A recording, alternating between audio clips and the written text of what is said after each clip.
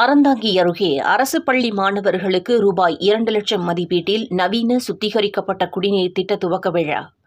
புதுக்கோட்டை மாவட்டம் அறந்தாங்கி அருகே நாகுடி அரசு மேல்நிலைப் பள்ளியில் சுமார் 800க்கும் மேற்பட்ட மாணவர்கள் பயின்று வருகின்றனர்.